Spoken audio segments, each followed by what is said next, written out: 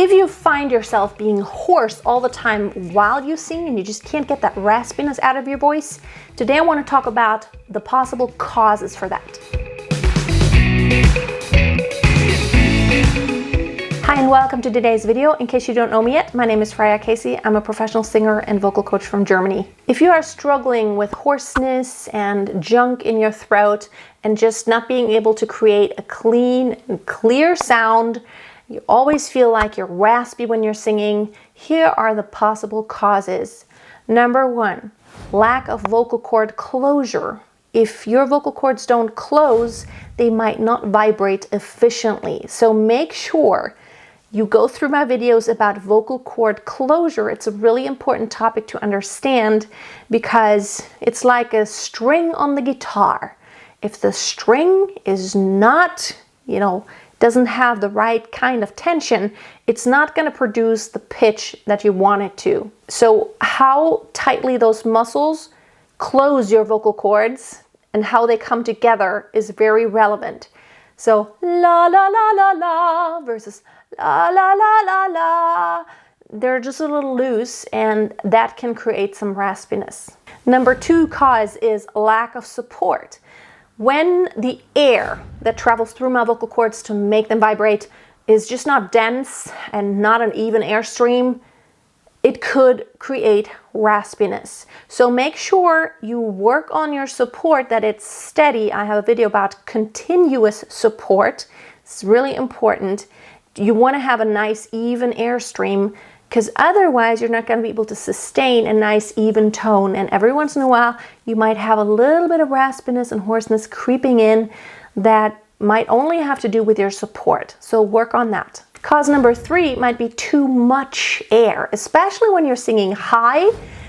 I see this happen a lot among students who try to belt, but they're not really working with really the air and the amount of air. When you're pushing too much air through your vocal cords, that might cause you to be really raspy and hoarse when you're singing, especially like belting high. Yeah, it's really bad, and I don't really want to demonstrate it because it does very quickly kill your voice. I mean, like temporarily at least. Really bad. So the amount of air is really important. Of course, that is linked to vocal cord closure. You kind of have to balance out the air pressure, the density of the air, with how tightly your vocal cords close. It's like any instrument that works with air, like a flute or a clarinet. You have to kind of combine the pressure with like how high the frequency is going to be. So the pressure changes depending on how high the frequency is. And I made a video recently about that singing high actually requires you to use less air because you have naturally tighter vocal cord closure. So when you push too much air through your vocal cords, especially when you're singing high and loud, that might create hoarseness and just a whole chain reaction of your body then producing phlegm because you're rubbing your vocal cords literally the wrong way. The next cause is narrow space. If you are too narrow and you're not opening up your throat, your pharynx, and lifting your soft palate, that might create moments of too much narrowness, and that causes the raspiness. Ah, yes, oh yes. So if my throat is just very small, and I notice that when I'm really, really tired, although there's nothing wrong with my vocal cords, I sometimes everything's just kind of lax and just relaxed. And that causes some level of raspiness, although I'm not sick, but I'm just tired vocally. So it always helps, even when I speak, I can either just kind of like this, or I can try to open up my throat and my pharyngeal space and try to create more openness there. It helps me all the time, even when I'm tired, when I really focus on that. Of course, another cause could be just plain fatigue. That's normal. When you are tired vocally, and like I said before, you can counteract that a little bit by just focusing on just maybe using those muscles more to open up those spaces. But when you're really fatigued, whether it's just generally physically, when I'm tired, or you've been singing a lot and you're voice is just already tired. That might cause raspiness. The best way to fix this is just to get some vocal rest if you can at all. Now, the last two causes are the more serious ones. You might have vocal cord damage. You might have nodules. You might have a rupture. That's really, really bad. That's something that happens, you know, when you've abused your voice too much. It's like a callus on your vocal cords, literally. And that you have to get checked out by a doctor. You have to see an ENT, and they have to actually look into your vocal tract and look at the vocal cords if there are nodules. That is serious. It's if you sing on top of that and put pressure on, it could potentially get even worse. Like I said, it might start out with just a small nodule, and if you just keep singing on that and beating up your vocal cords, you might end up having like a rupture there. That means some blood vessels will rupture and it swells, and then vocal cords just cannot vibrate efficiently and close anymore. And so you're not going to be able to have any clear tone anymore.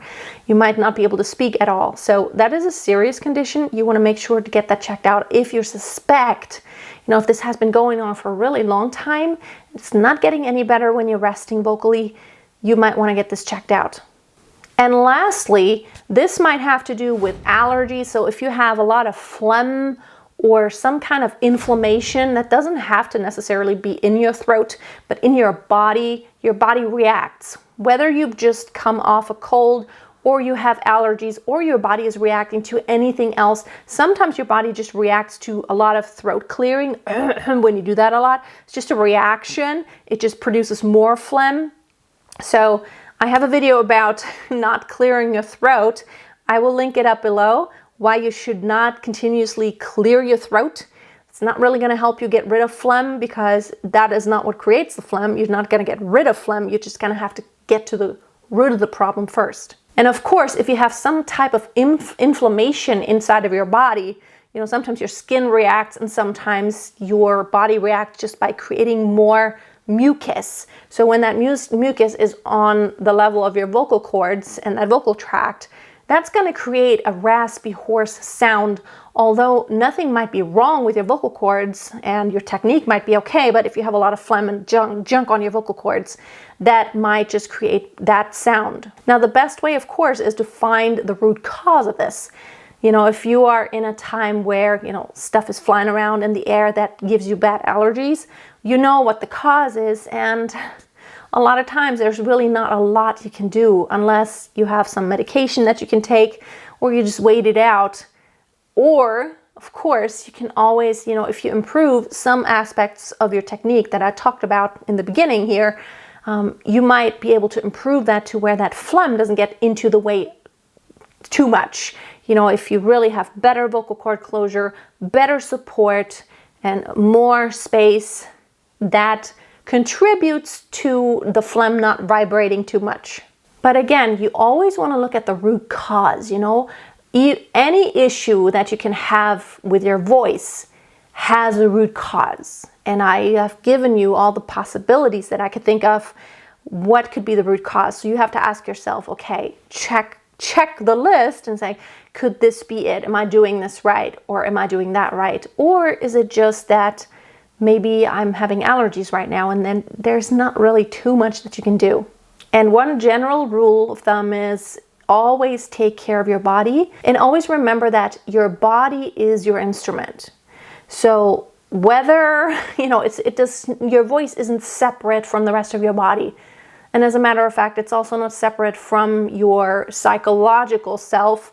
So whenever you have worries and a lot of things going on, or, you know, maybe after you cried, it's normal, because you're going to have a raspy voice. Don't expect your voice to work perfectly if some other aspect, physically or mentally, is way off the scale. Thank you so much for watching. If you have not subscribed, do subscribe and give the video a thumbs up if you want to see more videos to help you take your singing voice to the next level.